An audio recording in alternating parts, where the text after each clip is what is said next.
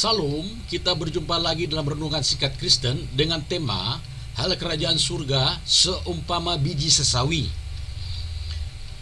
Renungan Singkat Kristen pada hari ini dengan tema Hal Kerajaan Surga, Hal Biji Sesawi, yang terambil dari kitab Matius 13 pasal 31 sampai yang ke-32.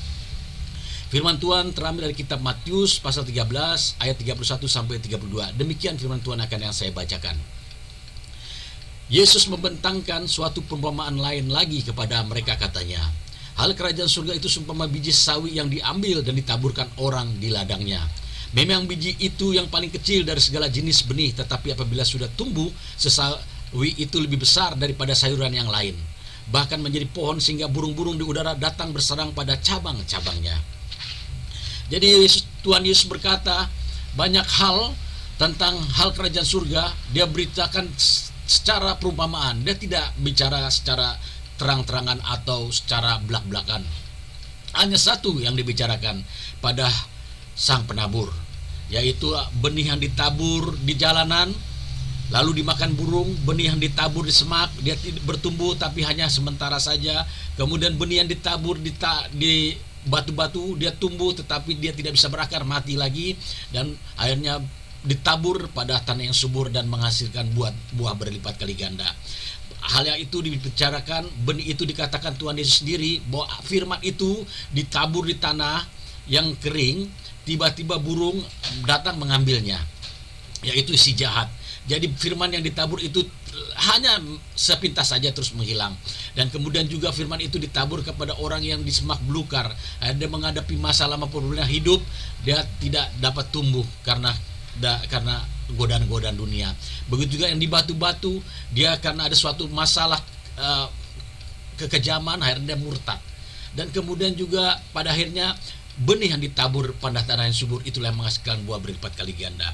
Namun Tuhan Yesus juga memberikan perumpamaan lagi pada kitab Yohanes pasal 12 ayat 24, dikatakan begini lagi. Aku berkata kepadamu, sesungguhnya jikalau biji gandum tidak jatuh ke dalam tanah dan mati, ia tetap satu biji saja. Tetapi jika ia mati akan menghasilkan banyak buah. Barang siapa mencintai nyawanya, ia akan kehilangan nyawanya. Tetapi barang siapa tidak mencintai nyawanya di dunia ini, ia akan melihara nyawanya untuk hidup yang kekal. Tuhan Yesus merumpamakan lagi dalam kitab Yohanes bahwa ada biji gandum yang jatuh dan mati, dan itu akan menghasilkan buah berlipat kali ganda. Dan barang siapa yang kehilangan nyawanya demi Kristus, demi Injil, demi pelayanan, dia tidak akan kehilangan pada hidup yang kekal. Namun kita kembali lagi ke kitab Matius pasal 13 ayat 31 ini, dia katakan hal kerja surga seumpama biji sawi yang diambil dan ditaburkan orang di ladang.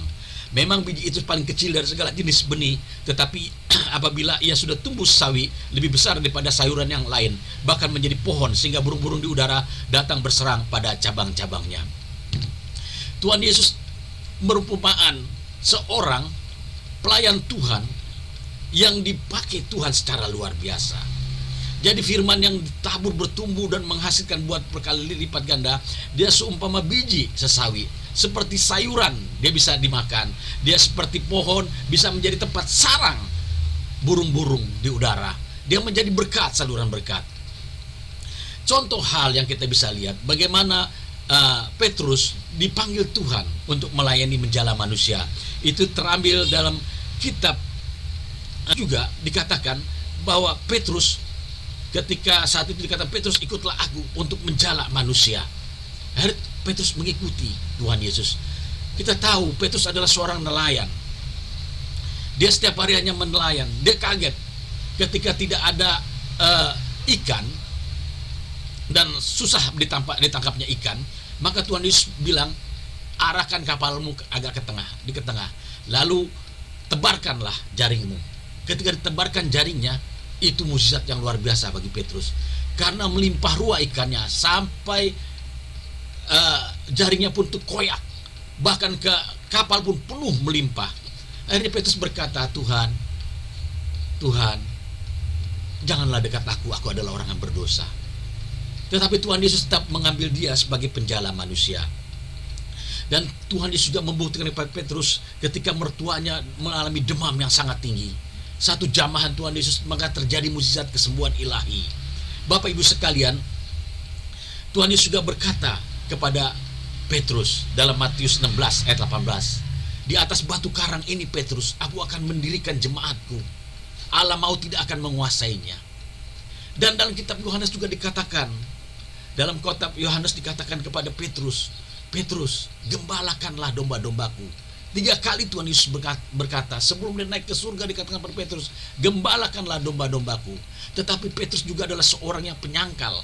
Ketika Tuhan Yesus hendak menghadapi suatu mahkamah untuk menyidangkan perkara dia, Petrus dengan gagahnya, dia akan menantang semua yang mau coba mengadili Tuhan Yesus atau menangkapnya.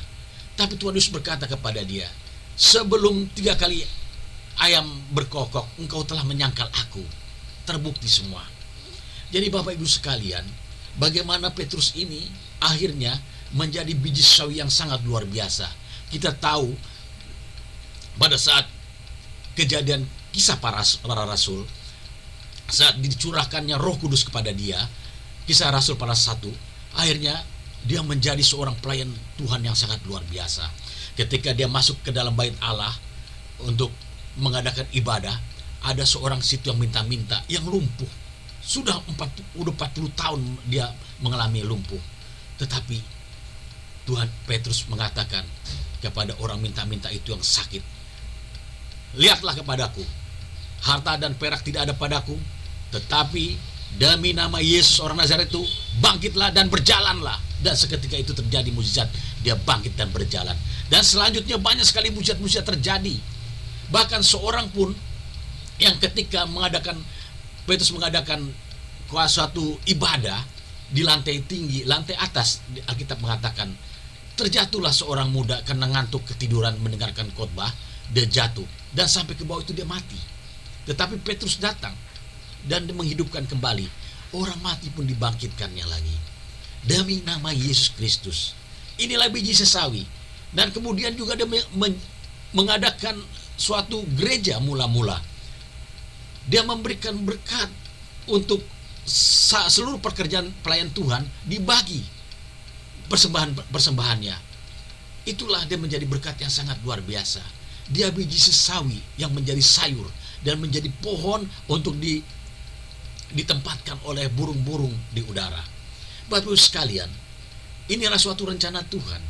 Firman dikatakan juga, bukan aja firman itu bertumbuh dan kita menghasilkan buah, tetapi kita menjadi pelayan Tuhan, menjadi alatnya ampuh di akhir zaman ini. Kita tahu bagaimana kisah Yusuf pada kitab Kejadian pasal 37. Dikatakan Yakub adalah anak Ishak, tetapi Yakub itu berubah nama menjadi Israel. Yakub mempunyai keturunan 12. Itulah ke-12 suku yang dimiliki oleh bangsa Israel sampai saat sekarang dan sampai selama-lamanya. Yusuf adalah orang yang sangat disayang oleh Yakub. Sebab itu selalu agak beda sedikit Yakub memberikan kepada Yusuf. Dia memberikan baju yang bagus. Dan suatu ketika Yusuf bermimpi, ini dalam kitab Kejadian 37 ya, dia bermimpi bahwa seluruh keluarganya akan menyembah dia, menghormati dia. Sangat kagetlah saudara-saudaranya yang lain. Bahkan bapaknya pun Yakub yang dikatakan Israel kaget sekali dengan mimpi Yakub itu. Akhirnya suatu ketika memang kakak-kakaknya itu, saudara-saudaranya itu suka menggembalakan. Nah, waktu menggembalakan diperintahkanlah oleh Yakub Yusuf ini untuk membawa bekal makanan ke saudara-saudaranya yang sedang menggembalakan di gurun. Maka berangkatlah Yusuf. Ketika berangkat di sana, kakak-kakaknya, saudara-saudaranya ini yang iri pada dia, maka melakukan suatu hal di luar dugaan, dicemplungkannya dia ke sumur. Akhirnya karena dia takut akan apa nanti bapaknya akan marah, maka pada saat itu datanglah seorang musafir atau seorang khalifah yang berjalan, dijualnya lah Yusuf kepada dia. Ketika dijualnya itu, kemudian pakaiannya itu dioreng-oreng dengan darah. Dilaporkan kepada bapaknya bahwa Yusuf dimakan oleh binatang buas. Lalu kemudian Yusuf berangkat ke negeri Mesir. Di Mesir oleh khalifah itu dijual Yusuf itu ke Potifar, seorang pengusaha besar. Dan ketika bekerja di Potifar, istrinya pun menggoda dia. Tetapi karena digodanya tidak mempan, difitnahnya Yusuf. Lalu dipenjarakan Yusuf. Dan dipenjarakan, dia mengalami hal yang sangat luar biasa. Sampai suatu hal terjadi. Pada saat itu Mesir dipimpin oleh seorang Firaun yang bijaksana, bermimpi. Dan Yusuflah yang menceritakan apa arti mimpi itu. Dan bahwa akan kemarau panjang di Mesir. Akan terjadi bencana yang sangat luar biasa. Pada saat itu Mesir itu adalah negara adik kuasa. Maka Yusuf diangkatlah menjadi orang nomor 2 di Mesir. Dan memang kejadian kemarau yang sangat luar biasa terjadi di seluruh dunia. Kelaparan di mana-mana. Tapi Yusuf mempunyai kasih karunia Tuhan. Dia membuat lumbung-lumbung besar makanan di seluruh negeri Mesir. Dan akhirnya kejadian itu sampai imbas kepada bapaknya dan keluarganya Yakub. Dan Yakub pun akhirnya mendengar bahwa di tanah Mesir masih ada makanan. Berangkatlah keluarga-keluarganya. Akhirnya pas tahu bahwa Yusuf menjadi orang nomor 2 di negeri Mesir, maka Yusuf teringat akan bapaknya. Diambilnya bapaknya Yakub itu ke tanah Mesir. Dan di tanah Mesir itu baru ketahuanlah bahwa Yusuf adalah seorang Ibrani. Dan diberikan makannya seluruh bangsa Israel itu. Namun saat itu juga akhirnya Yakub pun meninggal. Yakub telah menikmati berkat yang sangat luar biasa. Dan Alkitab mengatakan bahwa Yakub dikuburkan di tanah leluhurnya, yaitu Bapak Abraham. Jadi selanjutnya kita pun juga tahu bagaimana biji sawi itu menjadi sayur, menjadi pohon. Inilah contoh Petrus dan Yusuf. Bapak sekalian, banyak sekali kita mendengar bagaimana seorang hamba Tuhan, Pendeta Paul Yongki Cho, memiliki gereja terbesar di dunia ini. Dan baru beliau kembali ke rumah Bapak di tahun 2021 ini, yang memiliki jemaat hampir 1 juta di Korea Selatan. Gereja Kristen yang sangat luar biasa, gereja gospel, full gospel yang sangat luar biasa. Bayangkanlah, dia mempunyai jemaat 1 juta jiwa. Dimulai di mana dia sangat frustasi pada saat kecil. Dia memiliki penyakit TBC karena ketika perang Korea Selatan dan Korea Utara terjadi, dia menderita sangat luar biasa. Tetapi segala puji hormat dan syukur, dia mempunyai kasih, dia mempunyai mertua itu menguatkan dia, mendoakan dia. Itulah mertuanya selalu dikenal dengan Mama Haleluya, mendoakan dia, dan mujizat terjadi. Akhirnya dia berdoa, dia bekerja, dia berdoa, dia bekerja, dia melayani, dia sangat luar biasa. Dia akhirnya memiliki gereja terbesar di dunia saat ini, dan masih sahabat ini masih terbesar karena memiliki jemaat 1 juta. Dia memberikan misionaris-misionaris, penginjil-penginjil ke seluruh dunia, dan dibiayakan semua oleh gereja itu menginjil. Dan itulah sangat luar biasa bagaimana dia menciptakan ibadah-ibadah sel keluarga. Persekutuan di keluarga dimulai. Persekutuan di Korea Selatan, di setiap desa dan pelosok negeri diadakan ibadah-ibadah. Inilah hamba Tuhan yang sangat luar biasa, Pendeta Paul Yongki Cho di Korea Selatan. Begitu juga di Indonesia, Bapak Ibu sekalian. Kita mendengar juga hamba Tuhan yang sangat luar biasa, Pendeta Yakub Nahuai. Beliau juga setelah pulang ke rumah Bapa di surga, bagaimana dia seorang anak desa datang ke Jakarta. Riwayat bukunya pun dituliskan. Dia memiliki jemaat terbesar di Jakarta ini. Dan dia menjadi suatu reformasi gereja sangat luar biasa. Dia memimpin ibadah-ibadah sangat luar biasa, mulai dari Kuitang, serdikan jemaat, kemudian Rensaleh, ribuan jemaat, bahkan di Kelapa Gading sampai puluhan ribu jemaat. Begitu juga Pendeta Alek Abraham Tanusa Putra juga ada pulang ke rumah Bapak. Dia melayani Tuhan sangat luar biasa di Surabaya, memiliki jemaat terbesar, sampai pendeta besar di dunia ini, Benny Hinn, datang untuk berkunjung beribadah di gerejanya dan minta pengurapan. Bapak Ibu sekalian, tidak ada lain.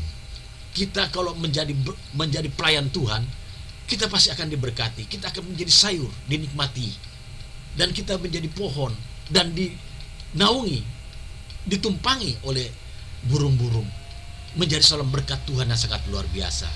Karena melayani Tuhan adalah pekerjaan yang sangat sukacita. Itulah hal-hal yang kita bisa menanam harta kekayaan kita di surga. Karena Tuhan Yesus berkata di dunia ini ngengat dan karat akan merusaknya, tetapi di surga tidak. Dengan cara kita melayani, maka kita akan menaruh berkat harta kita di surga. Dengan cara mana, mengapa? Dengan cara melayani kita berdoa kepada orang-orang yang kita minta doakan. Dengan cara melayani kita menasihati atau menjadi konseling, memberitakan Injil atau pelayan Tuhan. Biarlah kita menjadi biji sawi yang Tuhan inginkan, dan Tuhan membentuknya. Karena Tuhan Yesus berkata, aku akan menyertai engkau sampai kesudahan zaman, dan dia tidak akan pernah berhenti. Pemasmur berkata, oh alangkah bahagialah orang yang memberitakan kabar baik. Jadi kalau kita memberitakan kabar baik, kabar sukacita, kabar kesembuhan, kabar mukjizat, kabar keberuntungan, kabar damai sejahtera dan sukacita, kita adalah anak-anak Tuhan. Karena Injil yang memberitakan damai sejahtera, sukacita, keselamatan, kehidupan yang akan datang bersama dengan Tuhan. Bapak Ibu sekalian, jadilah biji sesawi yang ditanam, kemudian menjadi sayuran dan menjadi pohon, menjadi berkat yang penuh berkelimpahan. Ya, marilah kita melangkah dalam hal kerajaan surga ini, menjadi berkat-berkat yang sangat luar biasa. Banyak tokoh-tokoh Alkitab, bagaimana Tuhan membentuknya menjadi sangat luar biasa. Timotius, seorang muda, ketika dibentuk Tuhan, akhirnya dia menjadi seorang penginjil yang sangat luar biasa. Kita tahu dalam kitab Timotius, kita tahu bagaimana firman Tuhan yang dijabarkan oleh dia. Bapak Ibu sekalian, marilah kita menjadi berkat bagi Tuhan di akhir zaman ini, menjelang kedatangan Tuhan yang kedua kali. Dan pada akhir zaman ini juga Tuhan juga mengingatkan kita, haruslah kita mengabarkan Injil sampai ke ujung dunia. Bukankah secara media sosial ini, secara virtual ini telah terjadi Injil menyeluruh sampai ke ujung dunia? Berarti kedatangan Tuhan pun semakin dekat. Tuhan Yesus berkata kepada orang Farisi, dan dia berkata begini, orang Farisi, Tuhan tunjukkan kami bagaimana tentang akhir zaman, tanda-tanda akhir zaman. Tuhan Yesus berkata, tanda akhir zaman dengan Nuh. Kita tahu bagaimana Nuh bikin bahtera, kemudian dikumpulkan seluruh binatang, hewan, masuk ke bahtera itu dan ditutupnya. Ketika tutupnya, terjadilah hujan, dan seluruh dunia ini dipenuhi oleh air, dan matilah seluruh yang hidup, yang bernapas, Alkitab mengatakannya. Namun pada saat ini kita tahu bagaimana hamba-hamba Tuhan ketika masa pandemi ini, hamba Tuhan yang luar biasa, mulai pulang ke rumah Bapa. Baik itu pendeta Billy Graham, pendeta terbesar di Amerika, pendeta Meru Serelo, pendeta terbesar di seluruh dunia, pendeta Polio Kicho terbesar di Korea Selatan, bahkan seluruh dunia, pulang. Begitu Reinhard Bonnke, pendeta terbesar di Afrika, pulang. Begitu pendeta Yosua, seorang pendeta yang terbesar, mujizat-mujizat yang sangat luar biasa, telah pulang. Begitu di Indonesia juga banyak sekali ketika masa pandemi, ketika dibilang COVID, banyak yang pada meninggal atau pulang ke rumah Bapa. Bahkan baru-baru ini juga pendeta Yakub Nahuai, pendeta Alek Abraham Tanu Saputra, pendeta-pendeta lain, ribuan puluhan ribu pendeta di seluruh dunia telah pulang.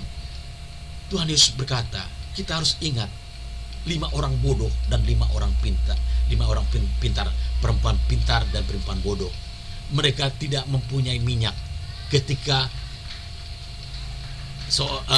rajanya datang, pengantinnya datang, maka yang 5 tertinggal karena tidak ada lagi pengurapan, tidak ada lagi minyak, tidak ada lagi pelayanan. Tetapi 5 yang penuh pelayanan, yang 5 penuh dengan minyak, dia masuk dan pintu pun ditutup. Bapak sekalian, ketika bahtera ini tutup, ibaratnya anak-anak Tuhan, hamba-hamba Tuhan yang biji sawi ini yang diberkati Tuhan memberitakan Injil, mereka pulang, maka kita tidak tahu lagi keadaan dunia ini. Maka itulah akhir dari segala-galanya. Mungkin saja bisa terjadi hal itu. Jadi Bapak Ibu sekalian, mulai sekarang marilah kita memberitakan firman Tuhan kepada tetangga, kepada saudara, kepada seluruh, apapun yang kita bisa kerjakan, injilkan, bahwa supaya mereka percaya. Karena barang siapa yang percaya mereka akan diselamatkan. Itulah janji firman Tuhan. bukan saja dalam salam pertobatan, tapi percaya akan nama Yesus Kristus, percaya akan nama Bapa Surgawi, percaya nama atas segala nama itu, nama Tuhan Yesus, maka dia akan diselamatkan. Dan kita harus datang bersekutu dengan dia dan memberitakan berkat ini menjadi biji sawi, menjadi sayuran, menjadi pohon, dan banyak menjadi berkat banyak orang.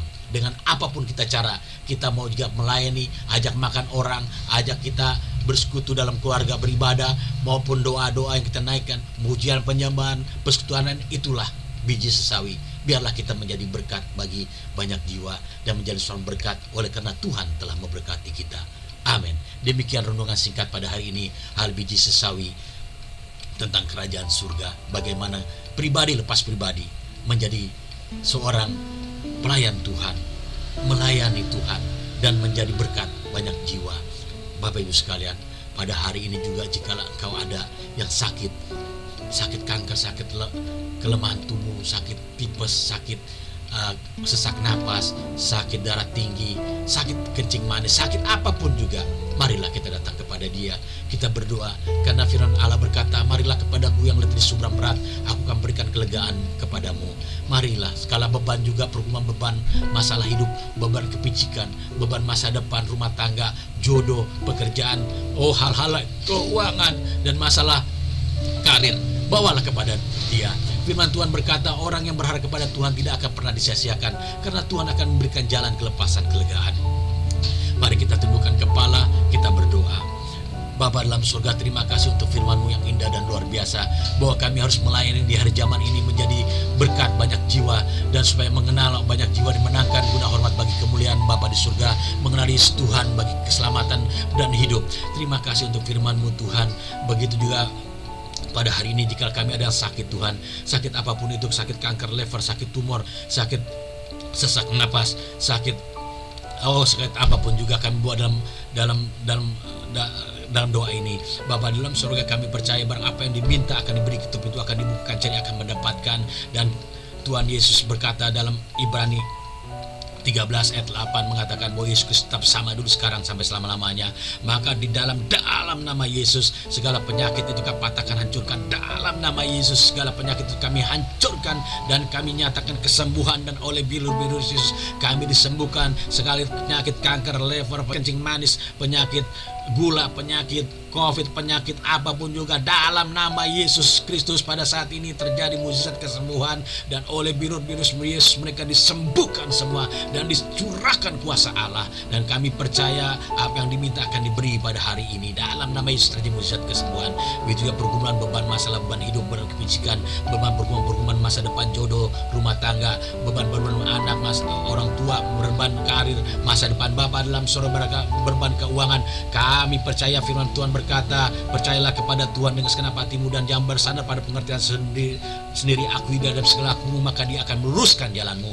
Maka di dalam nama Tuhan Yesus Kristus kami percaya apa yang kami minta akan terjadi mukjizat, dan akan terjadi kebebasan, akan terjadi sukacita, damai, sejahtera, kelepasan, jalan keluar dan kelegaan. Di dalam nama Yesus dicurahkan berkat-berkat ini. Terima kasih ya Bapa dalam surga, kami berdoa juga bagi mereka pada hari ini yang menerima Yesus Tuhan sebagai juru selamat. Biarlah Tuhan Engkau memberkati, melindungi dia, mencurahkan, membukakan akal pikiran dan hati jiwa mereka, akan mereka menerima Yesus Tuhan sebagai juru selamat.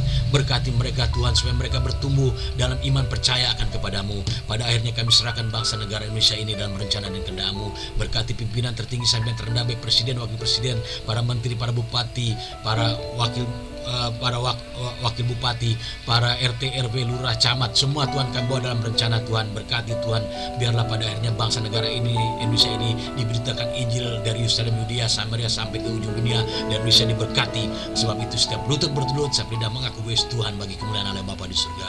Bagi mulut segala puji, hormat, dan syukur di dalam nama Tuhan Yesus, serta kebaikan, kasih kuasa, penghiburan, dan bimbingan serta penyertaan Roh Kudus yang menyertai kehidupan kami yang diberkati hari ini. Kami ucapkan, kami berdoa, haleluya, amin.